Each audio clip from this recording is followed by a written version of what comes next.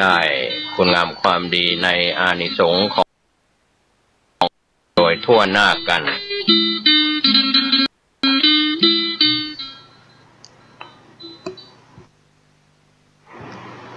ไหวสาในปารมีธรรม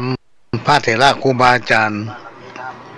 พระภิกษุสงฆ์สามเณรทุกตนทุกองค์ขอสวัสดีพี่น้องท่านทุกฟังพ่อน้อยพ่อนานพ่ออุ้ยแม่อุ้ยที่รับฟังรายการจากสถานีวิทยุกระจายเสียงพระพุทธศาสนาแห่งชาติและสังคมขึ้นเพื่อการศึกษาพระพุทธศาสนาและวัฒนธรรม FM 104.50 เมกะเฮิรตซ์จากวัดไฟหินวัดไฟหินตั้งอยู่หลังมหาวิทยาลัยเชียงใหม่ตำบลสุเทพอำเภอเมืองจังหวัดเชียงใหม่และก็ได้รับการอนุเคราะห์เมตตาจากต้านผู้อำนวยการสถานีวิทยุคลื่นพัฒนาคุณภาพชีวิต FM 92.25 วัดหลวงป่าแดงมหาวิหารและก็สถานีคลื่นธรรมะของชุมชนคลื่นธรรมะของชุมชนวัดห้วยตองซักตำบลขวางเปาอำเภอจอมทองจังหวัดเชียงใหม่และก็สถานีวิทยุมนต์เสียงธรรมวัดบุพารามอำเภอแม่แจ่มจังหวัดเชียงใหม่พี่น้องท่านผู้ฟังสามารถรับฟังรายการนี้ตั้งแต่เวลาบ่าย3 โมงพร้อมกันในเวลานี้4 สถานีรายการโดยเข้ากับผมพ่อหลวงสว่างท่าดินจันทร์ประธานเครือข่ายกองทุนแม่ของแผ่นดินจังหวัดเชียงใหม่และ8 จังหวัดภาคเหนือและก็เป็นรองประธานศูนย์ประสานงานกองทุนแม่ของแผ่นดินแห่งชาติแล้วก็เป็นประธานคณะที่ปรึกษาผู้ตรวจราชการภาคประชาชนด้านต่างๆจังหวัดเชียงใหม่ก็มาพบปะกับพี่น้องท่านผู้ฟังเป็นประจำทุกวันอาทิตย์ตั้งแต่เวลาบ่ายโมงไปจนถึงบ่าย3 โมงก็จะได้นำเอาสาระสัพพะร้อยอันปันเรื่องมาเล่าสู่กันฟังมาเปลี่ยนบรรยากาศพี่น้องท่านผู้ฟังได้เปลี่ยนบรรยากาศหลังจากฟังสาระต่างๆจากวิทยากรผู้จัดรายการจากพ่อน้อยพ่อนานจากพระเถระครูบาอาจารย์มาตลอด24 ชั่วโมงช่วงนี้ก็มาเปลี่ยนบรรยากาศฟังขโยมเก่านำเอาสาระสัพพะร้อยอันปันเรื่องพี่น้องท่านผู้ฟังมาเล่าสู่กันฟังมันเป็นรายการเปิ้นฮือเนอเปิ้นฮือเปิ้นฮือก็อาจจะนำเอาสาระสัพพะน้อยอันปันเรื่องจากประสบการณ์พ้องจากการที่ได้เรียนรู้มาที่ได้จดได้จำได้ได้จากกับท่านผู้รู้ก็จะมาเล่ามาฟังเป็นการเปลี่ยนบรรยากาศเป็นคู่เป็นเกมพ่อน้อยพ่อนานพ่ออุ้ยแม่อุ้ยครูบาอาจารย์เจ้าเถระในช่วงที่ว่างๆนอนก็บ่หลับถ้านอนบ่หลับเฮาคืนนอนไปมันเจ็บนั่นเจ็บนี่พี่น้องท่านผู้ฟัง อันเราอ่อนนี่บอกว่ากันนะถ้าคนสูงอายุไปนำดึงหู้ล่ะนอนดึงม่วนต้องได้ลุกนะก็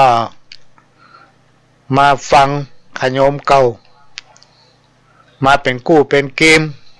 มาพบมาปะพี่น้องท่านผู้ฟังถึงในห้องถึงในบ้านในจองถึงในห้องส้วมห้องน้ำหลายผู้หลายท่าน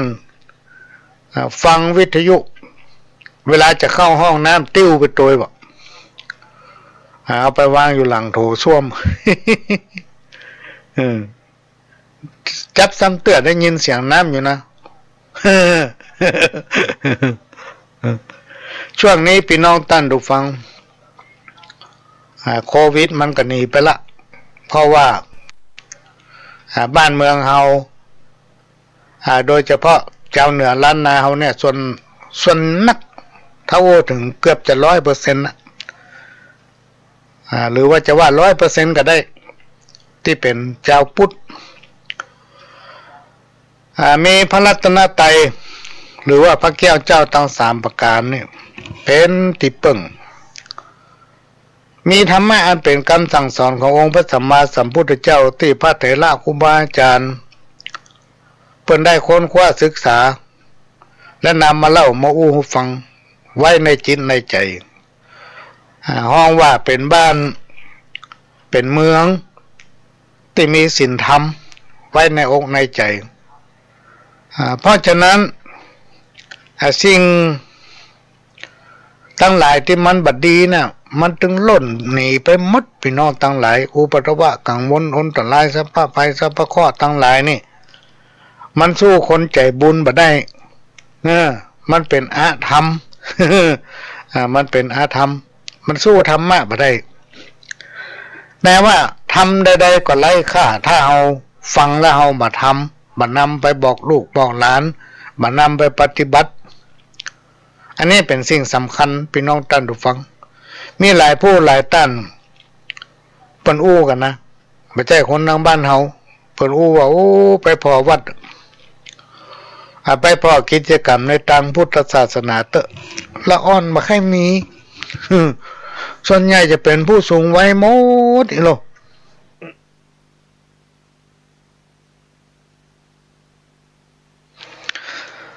จับซ้ำเตื้อเป็นดีไข่เถียงกะละอ่อนไม่ไปฟังจะได้มันม่วนเนาะนอกจากว่าคนที่มีจิตสำนึกแต่น่ะที่พ่อแม่ปู่ย่าตายายเขาเข้าวัดเข้าวาเป็นคนศีลคนธรรมคนกินคนตาเนี่ยจักจุงเขามาวัดมาวาตั้งแต่น้อยอันเนี้ยพี่น้องท่านผู้ฟังเขาถึงติดตามลำตัวไปอันจู่ๆจะฮือละอ่อนไปฟังเทศน์ฟังธรรมเขาถึงฟังเพราะฉะนั้นก็จะอาศัยผู้สูงวัยผู้สูงอายุอย่างตั้งหลายเหล่านี้พี่น้องท่านผู้ฟังนำเอาสารธรรมอันเป็นคำสอนขององค์พระสัมมาสัมพุทธเจ้านี้ไปให้ลูกให้หลานไปสอนลูกสอนหลานไปบอกให้ลูกให้หลานว่าอันนั้นมันบัดดีเนอะลูกอันนี้มันเป็นอย่างนั้นอันนั้นมันเป็นอย่างนี้เขาก็อาจจะได้นำปฏิบัติไงพี่น้องท่านผู้ฟังเขาจะได้นำปฏิบัติอันนี้ก็เป็นสิ่งที่เอามาอู้ให้ฟัง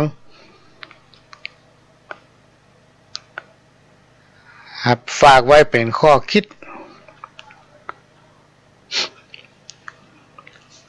พี่น้องท่านผู้ฟังเพราะฉะนั้นทำใดๆก็ไร้ค่าถ้าเอาฟังแล้วเอาไปคิดเอาไปเผยแพร่ในฐานะที่เราเป็นเจ้าพุทธพี่น้องท่านผู้ฟังเจ้าพุทธมีหน้าที่อย่างพ่องก็ทนุบำรุงรักษาไว้ซึ่งพระพุทธศาสนาหรือที่ห้องพระรัตนตรัยเนี่ยพระพุทธพระธรรมพระสงฆ์วัดวาอารามเนี่ยพี่น้องท่านผู้ฟังถ้าเราไปช่วยกันรักษาบูรณะปฏิสังขรณ์ให้มันอยู่ได้มีอายุยืนยาวไปสวยงามวัดนั้นเป็นที่รวมจิตรวมใจของพี่น้องสถานะบุญทั้งหลายอันใดที่มันบ่เจ็ดพุทธพี่น้องท่านผู้ฟังเขาก็ต้องคิดได้พี่น้องท่านผู้ฟังต้องคิดได้ว่าอันนี้มันใช่แนวของพุทธก็ต้องปฏิบัติ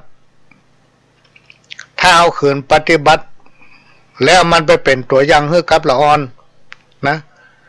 ท่านลองติดตามข่าวบ่ว่าจะเป็นตั้งเฟซตั้งไลน์พี่น้องท่านผู้ฟังมันจะมีข่าวสปะฮือหันว่านี่คือพุทธปลอมกับพุทธแท้ ถ้าพุทธแท้อย่างนี้ในลักษณะของพี่น้องศรัทธาในพระพุทธศาสนาของเราเนี่ย เป็นผู้ที่มีจิตใจอบอ้อมอารีโดยเฉพาะครูบาอาจารย์เถระเจ้าทุกตนทุกองค์เปิ้นก็จะถือศรัทธาตายกตายิกาศรัทธาสันนิบาตตานเข้าในเป็นเสมือนญาติเป็นเหมือนพ่อเหมือนแม่เหมือนแม่เป็นเหมือนพี่เหมือนน้องพ่อเปิ้นกินเปิ้นอยู่กับพี่น้องศรัทธาเพราะฉะนั้นในสิ่งไหนที่มันผิดเพี้ยนพี่น้องต้านผู้ฟังเขาก็กระจากันบ่ต้องเก่งใจถ้าเฮาเมาเก่งใจกันก็เดี๋ยววัฒนธรรมประเพณีของเขาจะเสื่อมคือมันดึงเอามาแย่ไปเลยในยุคปัจจุบันนี่เขามาเสริมมาเติมสปะสะเป็ดทำมือละอ่อนค่อยเขวทำมือละอ่อนค่อยเขวหมูอันใดเป็นอันใดหมูอันใดถูกอันใดผิดนะเป็นสิ่งที่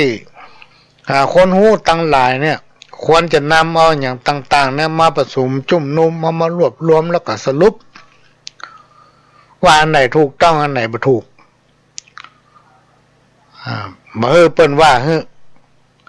หลายๆคนเปิ้นบอกฟังว่าเฮานี่ได้แต่ไหว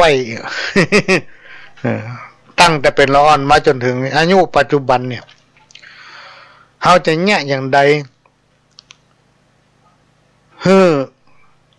ความเจริญรุ่งเรืองนะศีลธรรมเข้าสังคมชุมชนหมู่บ้านหลายๆที่หลายๆแห่งพี่น้องท่านผู้ฟังที่น้อมนำเอาศีลธรรมเอาวิถีพุทธวิถีธรรมเนี่ยเข้าหมู่บ้านชุมชนก็ปรากฏว่าหมู่บ้านชุมชนนั้นอยู่เย็นเป็นสุขกันมีหลายที่หลายแห่งที่ยังบ่น้อมนำเอาศีลธรรมเข้าสังคมหมู่บ้านชุมชนเวลาเปิ้นไหว้พระมันก็ไปไหว้กับเปิ้น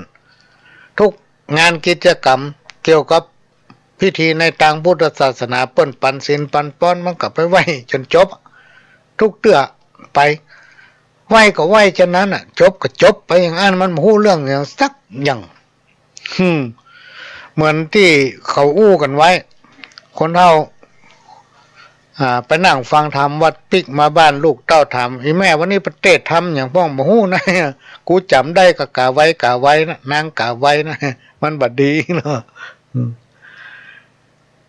เพราะฉะนั้นสิ่งใดที่เฮาบ่เข้าใจสิ่งไหนที่เฮาหันว่ามันบ่ค่อยเหมือน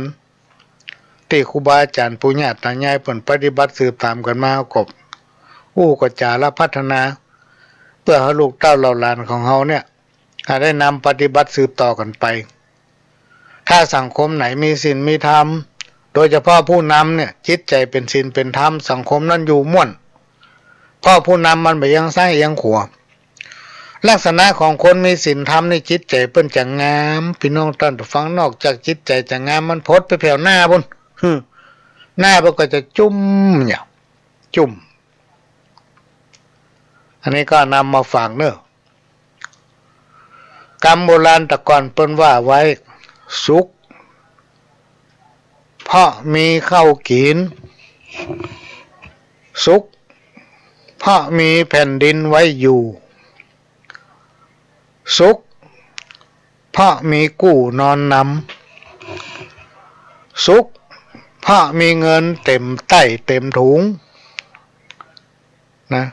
สุขเพราะมีบ้านอยู่อาศัยสุขเพราะมีลูกหลานอยู่ใกล้นะอันนี้เป็นความสุขที่ครบถ้วนบริบูรณ์ครอบจักรวาลพี่น้องท่านผู้ฟังสุขเพราะมีข้าวกินเจ้าล้านนาตั้งเหนือเขาเนี่ยเป็นดินแดนที่เป็นห้องวาริยธรรมมีในน้ำมีป่าในนามีข้าวเป็นเมืองล้านนาที่มีความอุดมสมบูรณ์บอกว่าจะเป็นสิ่งแวดล้อมทรัพยากรอย่างต่างๆเลยเป็นเสน่ห์และก็คนเมืองเหนือเฮานี่เป็นคนที่ใจบุญเป็นผู้ที่มีศีลธรรมจำจิตจำใจเป็นผู้ที่มีจิตใจงาม ไผมาสู่มาหาก็ม่วนอกม่วนใจไปเปิ้นก็กึดเติงหาแทนประการหนึ่งเฮามีความสุขเพราะเฮามีแผ่นดินไว้อยู่พี่น้องท่านผู้ฟังถ้าไผดูข่าวน่ะพ่อหลวงมักจะดูข่าวสปะ ดูไปเรื่อยๆเวลาว่างก็เปิดไปเขียนหนังสือไปด้วยทำอันนั้นอันนี้ก็เปิดพอไปด้วยมีกลุ่มชนกลุ่มหนึ่งพี่น้องท่านผู้ฟังมันบ่มีที่อยู่แผ่นดินเป็นของตัวเก่าต้องอาศัยที่ดินที่ครอบครองโดยรัฐอื่นๆอยู่แบบบ่สงบอยู่แบบบ่ม่วนเพราะว่าที่ดินบ่ได้เป็นของตัวเก่าเป็นของเปิ้นแต่อยู่ไปเนี่ยเปิ้นเขาได้คืนบ่ก็มาเอามาลู่เอาไปแต่เฮาเนี่ยเฮามีที่ดินเป็นที่อยู่ของตัวเก่ามีใบโฉนดที่มันมีปัญหาถึงวันนี่เพราะว่ามีคนนักมันเพิ่มขยายเผ่าพันธุ์ก็เลยลุกไปถึงป่าถึงที่นั่นที่นี่ที่เปิ้นสังวนไว้แต่โดยปกติธรรมดาแล้วเฮานะเป็นผู้ที่มีบุญสืบมาจากปู่ย่าตายายหนึ่งเฮามีข้าวกินสองเฮามีแผ่นดินอยู่อาศัยอันที่สามเฮามีกู้นอนนำถ้ามีกู้นอนตัวมีครอบครัวมีถ้าเป็นผู้ชายก็มีเมียถ้าเป็นแม่หญิงก็มีผัวแล้วในที่สุดก็มีลูกมีเต้าช่วยกันทำมาหากินจ้างขินจ้างใจก็มีสตุ้งสตังพี่น้องท่านผู้ฟังเหมือนกับหลวงพ่อครูบาอาจารย์ของพ่อหลวงเนี่ยที่เพิ่นบรรยายไปตะกี้นี้เริ่มต้นจากมีสตางค์น้อยเดี๋ยวละลงทุนเอาจนมีเงินมีทองเต็มใต้เต็มถุงแถมประการหนึ่งมีความสุขเพราะมีบ้านอยู่อาศัยมีบ้านอยู่อาศัยเนี่ยพี่น้องท่านผู้ฟังครูบาอาจารย์พ่อแม่ของพ่อหลวงในเปิ้นจะสอนว่าขอให้มันมีที่นอนเถอะมันได้ที่อยู่ก่อนอยู่อย่างใดก็ได้ขอมันนอนได้นะจะใหญ่จะน้อยงามบางงามจะเป็นคฤหัสถ์จะเป็นตู้เป็นกระท่อมขอให้มันอยู่ได้และม่วนใจเป็นที่รับที่นอนแจ้งมาก็ไปทำมาหากินไปซ้อการซ้องานค่ำมากับปิกมานอนอย่างนี้เป็นต้นอันเนี้ยบางผู้บางท่านนี่พี่น้องท่านฟังบ้านก็ไม่ได้ผ่อนนะเปิ้นนี่ผ่อนบ้านแยกการได้เดือนหนึ่งเท่าใดเอาไปผ่อนบ้านเหลือตังบักกี่บาทก็มาจุนเจือใจอย่างประหยัดนับเวลาเป็น10 ปีนะจึงจะลุดพ้นภาวะแห่งหนี้สินได้หลายๆท่านโชคดีที่ต้องได้ผ่อนบ้าน ที่ต้องได้ผ่อนบ้านไม่ต้องกังวลถ้าเสี่ยงเดือนมากังวลละจะเอาตังที่ไหนมาฮือเปิ้นยิ่งเขาย่าให้ใส่สวนเนี่ยเขาย่านามันได้สตางค์เป็นปีหรอกมันจะได้ถึงวันแล้วก็งานเงินเดือนล่ะในยุคปัจจุบันเนี่ยมันก็ยากนะพี่น้องท่านผู้ฟังถ้ามีความรู้ความสามารถโดยเฉพาะถ้าเฮาบ่ส่งเสริมลูกหลานเล่าเรียนหนังสือ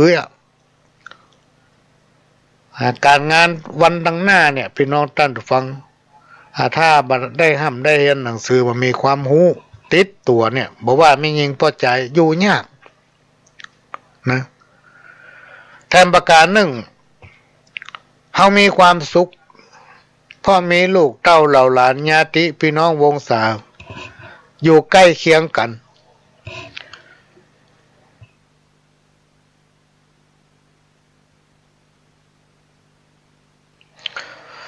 เวลาเฮามีงานเจ็บเป็นป่วยไข้ก็สามารถห้องหากันได้เอิ้นหากันได้เวลามีภัยอย่างเกิดขึ้นก็ช่วยกันสิ่งทั้งหลายที่กล่าวมาแล้วนี้พี่น้องท่านฟังมันจะต้องมีคุณธรรมจริยธรรมมันจะต้องมีวิถีพูดวิถีธรรมเข้ามาควบคู่ อยู่กับวิถีชีวิตของในสังคมชุมชนนั้นๆมันถึงจะอยู่ม่วนลำพังเฉพาะการศึกษาเนี่ยความดื้อดึงของคนเนี่ยการมีทิฐิของคนเนี่ยมันไม่สามารถทำให้สังคมชุมชนนั้นอยู่แบบสงบสุขได้นะแม้นว่าครูบาอาจารย์พระสงฆ์เถระ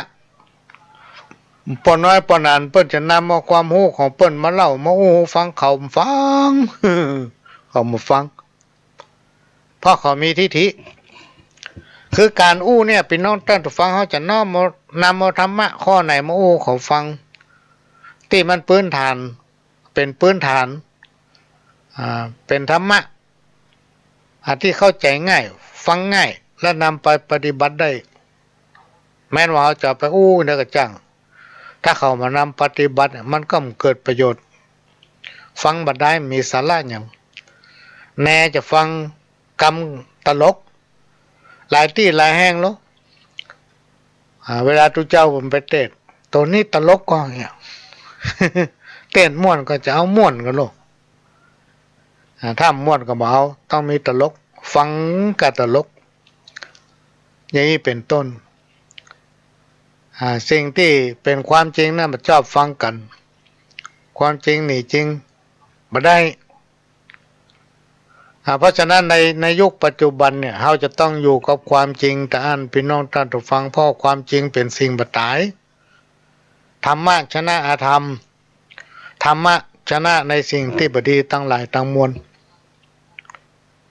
10 เหลี่ยม20 เหลี่ยมบ่เต้าเหลี่ยมใบแขม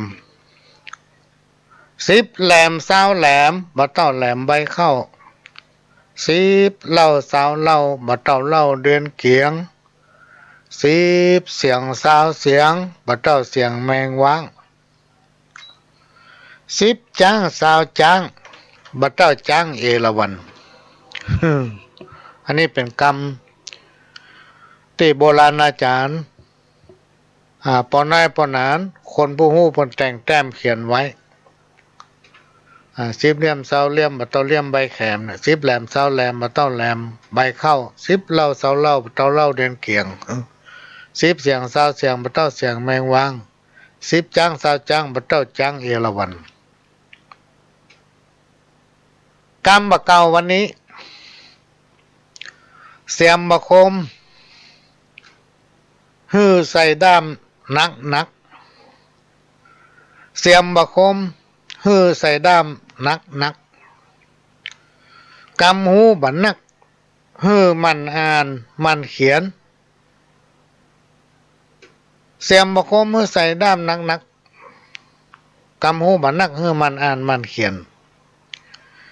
มีความหมายว่าถ้าเสียมมันบะคมเอาไม้นักมาแปลงด้ามมันพี่น้องท่านผู้ฟัง เวลาขุดบ่ต้องออกแหงนักคนที่บ่พอมีความรู้หรือว่าความรู้มันนักหรือว่าพญาปึกอีนะมันอ่านมันเขียนมันอ่านมันเขียนพี่น้องท่านผู้ฟังก็เดี๋ยวมันต้องรู้เดิมถึงจำไปเองการเรียนรู้นั้นมันไม่มีวันจบมันมีวันจบตลาดใดที่เรายังมีชีวิตอยู่นะการเรียนรู้มันมีวันจบน่าประทับใจหลายผู้หลายท่านบางผู้บางท่านเป็นผู้สูงวัยอายุเป็น60-70เปิ้นยังเรียนจบปริญญา ตีปริญญาโทก็มีน่าประทับใจก็อยู่ที่เวลาตัวนะพี่น้องท่านผู้ฟังอยู่ที่เวลาของไผของมันเวลานี่บางผู้บางท่านเปิ้นสามารถจัดสรรแบ่งหาเวลาได้บางผู้บางท่านก็จัดสรรแบ่งหาเวลาบ่ได้ เพราะปัญหาพื้นฐานแล้วทุกคนมีภารกิจพี่น้องท่านผู้ฟังแต่ละคนพื้นฐานกับภารกิจเนี่ยแตกต่างกันเขาจะว่าเขายังเงี้ยได้บ่ได้เอามาเปรียบกันบ่ได้ อันนี้ก็เป็นสิ่งที่นำมาฝากก่อนที่จะนำเอาสาระสะปะมาเล่าสู่กันฟังพี่น้องท่านผู้ฟังพ่อหลวงก็จะนำเอาลักษณะของพ่อจาย ซึ่งมีหลายประเภทมาเล่ามาอู้ฟังที่จริงว่าจะเอาลักษณะของแม่ยิงมาอู้ก่อนแต่ว่าหู้ว่าวันเนี้ยคนที่กำลังนั่งฟังวิทยุเนี่ยส่วนใหญ่เป็นแม่ยิงเป็นนักเขาจะเอาเรื่องแม่ยิงมาอู้กลางกันเด้อไข่ปิดวิทยุมีไผฟังเฮาแล้วเนี่ยหู้ว่าปจายเนี่ยมีไผฟังวันนี้นะมีคน2 คนนั่นนะก็เลยจะเอาเรื่องปจายมาอู้ก่อนป้อจายป้อจ้าป้อท่ากินกับเมียป้อตาเพียอุพิป้อทะลิเอียวกาดป้อน้ำหยาดค่อนก้นป้อน้ำต้นปากกุดป้อสุดขี้เหือดป้อเดือดเหมือนผีป้อนีแสนเตื้อป้อเพื่อขกูนป้อปูนลายขีดป้อตึดลายก่อป้อหอลายจันป้อขั้นลายตาป้อหามาเพื่อ อันนี้ป้อจายนะเรื่องของป้อจายป้อจายลักษณะของป้อจายหรือว่าเป็นป้อจายชาตรีเป็นสุภาพบุรุษนั้นพี่น้องท่านผู้ฟังจะมีอุปนิสัยเยือกเย็นสุขุมเปี่ยมล้นไปด้วยคุณธรรมห้องว่าเป็นคนที่มีศีลมีธรรมประจำใจประพฤติปฏิบัติตนเป็นคนเสมอต้นเสมอปลายบ่เป็นคนกันล่อนบ่เป็นคนสัมมเลเทเมาเป็นคนที่มีเหตุมีผลมีความยุติธรรมกิริยามารยาทก็เรียบร้อยสุภาพอ่อนโยนมีจิตใจนักแน่นในพรหมวิหารสี่อันประกอบด้วยเมตตากรุณามุทิตาอุเบกขาบ่มีจิตใจอิจฉาริษยาพยาบาทฮืออาภัยแก่ผู้อื่นอยู่ตลอดเวลาแม้นว่าจะกระทำสิ่งใดก็บ่เป็นที่รังเกียจแก่คนทั้งหลายเป็นผู้ที่มีความสามารถทุกด้านเหมาะสมกับเป็นลูกป้อจายคนประเภทนี้เรียกว่าเป็นป้อจายเต็มร้อย เต็มร้อยใครได้ครบหาสมาคมตัวนี่มีก็ความเจริญพ่อมันดึงมาปลาไปในทางบดีพี่น้องท่านทุกฟังอันนี้ก็มาฝากเป็นข้อคิดป้อจ้าทำประเภทหนึ่งก็คือป้อจ้าป้อจ้านี่มีลักษณะเป็นคนที่มีอุปนิสัยเฉยชาบักกระตือรือร้นในหน้าที่การงานบักขยันนะในการทำมาหากินห้องว่าเป็นคนขี้เกียจ ทำประการหนึ่งเป็นคนที่บ่ชอบเนี่ยอะไรหยังนะเนี่ยการทำงานอะไรหยังมันก็บ่สนใจแล้วเวลามันเป็นเนี่ยอะไรหยังทำอะไรหยังเนี่ยมันก็บ่ตันกินนะบ่ตันกินเปิ้น เพราะว่าเป็นคนเฉยชาใจเย็นเย็นจนเกินไปป้อจายประเภทนี้เปิ้นห้องว่าป้อจ้าป้อจ้าเขาเป็นแบบบ่ได้มาบ่ตันกินเปิ้น ป้อจายทำประเภทหนึ่งก็มีป้อจายฟังตัวหลายคนแล้วนี่ก็นึกว่ามีป้อจายฟังวันนี้ ก็เลยเอาเรื่องป้อจายมาอู้ก่อนแล้วเดี๋ยววันเสาร์หน้าวันติ้นหน้าก็เอาเรื่องแม่ยิงมาอู้เนาะมีป้อจายฟังอยู่หลายคนปนน้อยปนนาน เฮาก็ฟังโลเนาะ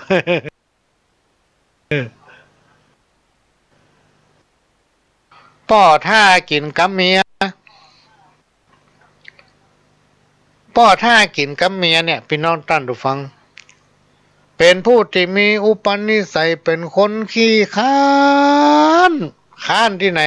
มีที่ไหนมันขนมาไว้กับตัวหมด ขี้ค้านทำมาหากินบ่ชอบเนี่ยการทำงานนะอันอย่างมันก็มาเนี่ยกินแล้วก็นอนนอนแล้วก็กินใกล้นอนแล้วก็เอวเอวแล้วปิ้งมากินผู้เป็นเมียต้องไปรับจ้างพี่น้องท่านผู้ฟังดูนอกจากจะไปรับจ้างได้สตางค์มาซื้อข้าวซื้อน้ำมาให้ผัวกิน ยังต้องได้นึ่งข้าวให้กินทำเนี่ยแม้แต่รัวจะดังไฟบ่ได้มันก็ยังบ่ซอกนะกินกับเมียเปิ้นห้องว่าป้อใจป้อท่ากินกับเมียเพื่อเมียหาเงินหาทองไปซอกรับจ้างมาเลี้ยงครอบครัวผู้เป็นผัวกินแล้วนอนนอนใกล้มันก็ลุกมาซอกกินแถมกินแล้วมันก็เอียวบ่คิดการหยังเอากล้ากินกล้านอนกล้าเอียวบ่คิดถึงอนาคตวันพุกวันฮือเดือนหน้าเขายังบอกว่าเด้อคิดถึงวันพุกวันฮือเนี่ย ปล่อยให้เมียทำทุกอย่างเปิ้นห้องว่าป้อท่ากินกับเมีย บ่คิดถึงอนาคตตัวเก่าบ่คิดถึงอนาคตลูกเต้าเราหลานในวันตั้งหน้าใจบ่ได้ป้อท่ากินกับเมียนี่ป้อทำประเภทหนึ่งเปิ้นห้องว่าป้อตาเพียอุพิป้อจายประเภทเนี้ยพี่น้องท่านผู้ฟังมีอุปนิสัยชอบทำตัวเงียบเงียบคืมทำตัวเป็นเหมือนคนที่บ่มีพิษมีภัยอย่างกับไผแต่ที่จริงแล้วก็คือเป็นเสือลายพาดก่อน เป็นได้ตึงงูเห่าเป็นตึงงูจองงูขาพี่น้องท่านผู้ฟัง พ่ออย่างมหันสาวน้อยตึงบัดได้ เป็นตาเลือกตาไหลนะเป็นคนเจ้าชู้ชอบเที่ยวเตะแต่งตัวชอบสถานบันเทิงชอบอู้ยกย่องตนเองอวดตัวเก่านะเปิ้นห้องว่าป้อตาเพียอุพิ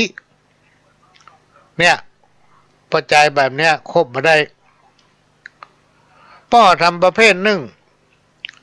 ป้อทะลิเอี่ยวกาดป้อทะลิเอี่ยวกาดนี่เป็นปัจจัยประเภทชอบเอี่ยวเป็นอาจินเมื่อวานนี้มันรับมาแรงมันแต่งตัวละออกไปเอี่ยวตำล่อล้านเล่าตองบ้องขำคาราโอเกะห้องอ่านนี่จนดึกดึงเกินคืนต้นรับกันหมดมันจะปิกมาเวลามันอู้จาอย่างนี้เสียงดังเป็นคนที่มีอารมณ์คมคายดีนะชอบ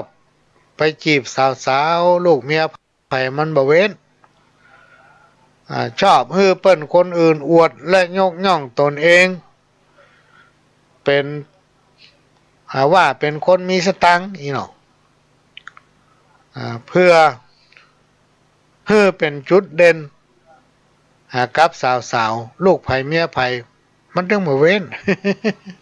มันถึงมาเว้น ฮือระวังไว้เถอะป้อทะลิเอี่ยวกาดกับป้อตาอุพินะจะไปใกล้มันเนอะจะไปใกล้มัน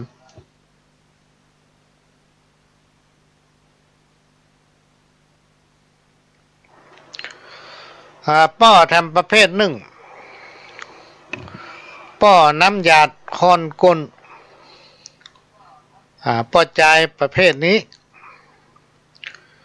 มีอุปนิสัยเป็นคนเฉยชาเป็นคนบ่อู้นักคือบ่ชอบอู้ทั้งที่เป็นคนที่มีความหู้ความสามารถหู้หมดทุกอย่างห้องได้ว่าเป็นผู้ที่มีสติปัญญาแต่บัญญัติมาทำอันยังอยู่กินป่นไปเป็นวันหู้มัดอันยังมันก็หู้มัดเป็นคนที่ฉลาดนะ มีความสามารถทุกอย่างเป็นผู้ที่มีสติปัญญาพี่น้องท่านฟังแต่มันไม่ยากอย่างอ่ะ ปัญญามันมีสติมันก็มีอันใดมันก็ฮู้หมดแต่มันไม่ยากอย่างสักอย่างอ่ะอยู่ๆกินป้นไปเป็นวันเป็นวันอ่ะพี่น้องท่านฟังเปิ้นเลยห้องว่าป้อนน้ำยาค้อนก้น นะหาความเจริญบ่ได้ หาความเจริญบ่ได้กันระวังไว้เถอะจะไปใกล้บ่พาธนาปะละเนาะเพราะมันหาความเจริญบ่ได้ป้อน้ำต้นปากกุดนะป้อใจประเภทนี้มีอุปนิสัยทำตัวเป็นคนลึกลับ ชอบเก็บเงียบบ่เข้าบ่ออกไผนะพี่น้องท่านผู้ฟังเก็บตัวอยู่กันในบ้านเลยไผก็เลยบ่ใครฮู้จักน่ะบ่ใครมีไผฮู้จักพ่อแกบ่ชอบคบไผบ่ชอบไปสุงสิงกับไผคนอื่นเปิ้นเลยห้องว่าป้อน้ำต้นปากกุด ครบตัวกับมาเสียหลายพี่น้องท่านฟังพ่อเปิ้นเป็นคนหูเป็นคนที่ลึกลับเก็บตัว แต่เป็นคนหูนะมันใช่ว่าคนหมูประชอบสูงสิงกับไผ่ป้อทำประเภทหนึ่งเปิ้นห้องว่าป้อสุดขี้เหือดป้อประเภทนี้เป็นคนขี้ข้านสุดขี้ข้านเสี่ยงกะลิงกะลาดบ่ชอบทำความสะอาดบ่ว่าจะเป็นสลีที่นอนเข้าใกล้ที่นอนมันพอบัดได้ มันเหม็นพอสุดทำดูกสุดพี่น้องท่านฟังมีก็เหือดเตียวไปมาต่ำขอบสุดนะเหือดเต็มไปหมดเปิ้นห้องว่าป้อสุดขี้เหือด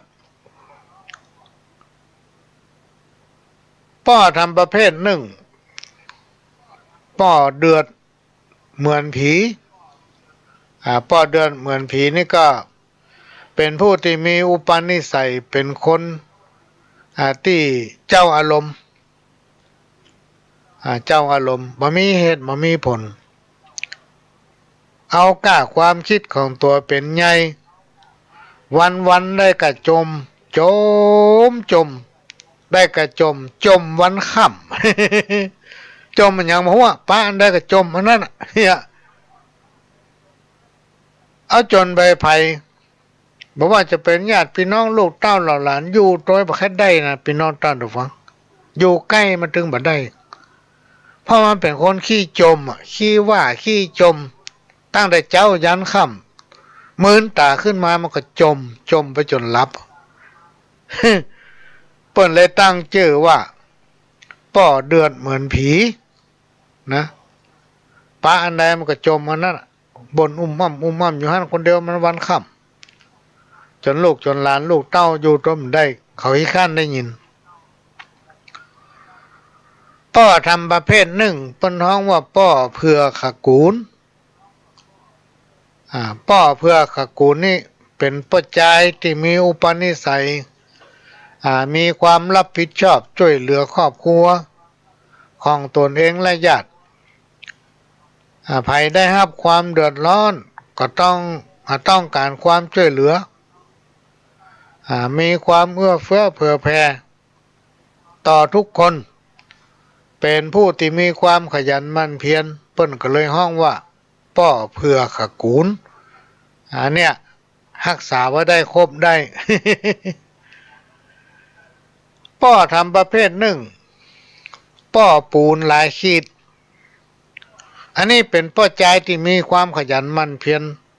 ในการทำมาหากินเลี้ยงครอบครัวมีความอดทนต่อการทำงานบอกว่างานหนักงานเบาพี่น้องท่านผู้ฟัง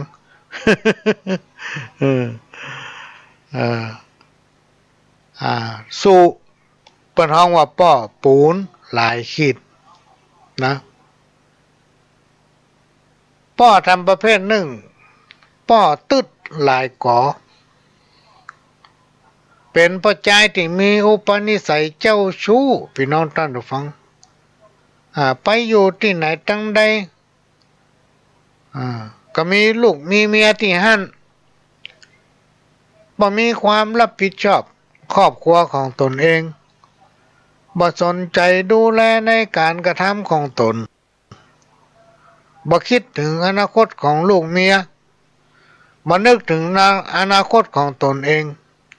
ปัจจัยประเภทนี้โบราณอาจารย์คนเฒ่าคนแก่เพิ่นกล่าวไว้ว่าบ่ดีครบเน้อเปิ้นฮ้องว่าป้อตึดหลายก่อป้อทำประเภทหนึ่งป้อหอหลายชั้นปัจจัยประเภทนี้เป็นปัจจัยที่มีบ้านหลายหลังพี่น้องท่านผู้ฟังฮ้องว่าบ้านน้อยบ้านใหญ่ มีหลายบ้านอุปนิสัย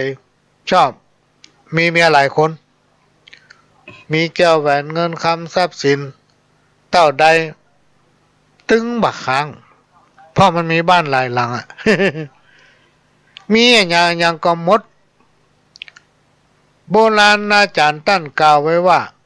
คบบ่ได้บ่ดีคบปัจจัยประเภทนี้มันจะปาไปยังหนทางแห่งความวินาศชิบหาย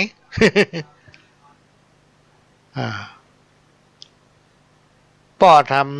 ำประเภทหนึ่งป้อขั้นหลายตาเป็นป้อใจที่มีอุปนิสัยอบอ้อมอารีจิตใจเปี่ยมไปด้วยคุณธรรมตั้งตนอยู่ในความยุติธรรมบ่ลำเอียงบ่มัวเมาในอบายมุขอันเป็นหนทางแห่งความเสื่อมเป็นบุคคลที่น่าฮือการเคารพยกย่องและยำเก่งเปิ้นฮ้องว่า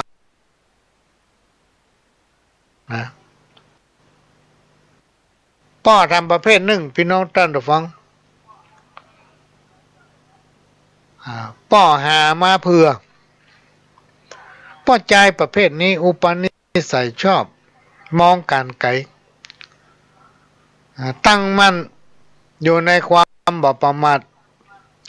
มีความขยันหมั่นเพียรอดทนต่อความลำบากเพื่อความสุขของครอบครัวของลูกของเต้าในวันต่างหน้าเป็นบุคคลที่ควรเอาเป็นตัวอย่างเปิ้นฮ้องว่าป้อหามาเพื่อ อันนี้เรื่องปัจจัยวันนี้ได้อู้เรื่องพอคนฟัง วันนี้มีคนฟังส่วนใหญ่จะเป็นแม่ยิงหมดเนาะเพราะใจเขาชอบฟังรายการของพ่อหลวงก็เลยเอาเรื่องปัจจัยมาอู้โหมาพอตะกี้ มีปัจจัยฟังจะหลายคน พ่อก็ฟังโล สุมาเตะก็เดี๋ยววันที่หน้าจะเอาเรื่องแม่ยิงมาอู้ให้ฟัง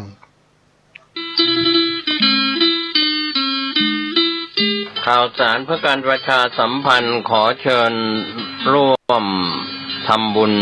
เป็นกฐินสายสามัคคีบูรณะและปิดทองพระประธานในวิหาร3 องค์ทอดถวายณวัดร้องอ้อตำบลสันปิเตื้ออำเภอเมืองเชียงใหม่จังหวัดเชียงใหม่พุทธศักราช 2563 ขึ้น9 ค่ำเดือนยี่เหนือเวลา 10 นาฬิกาศีลบุญทั้งหลายร่วมเป็นเจ้าภาพทำบุญทอดกฐิน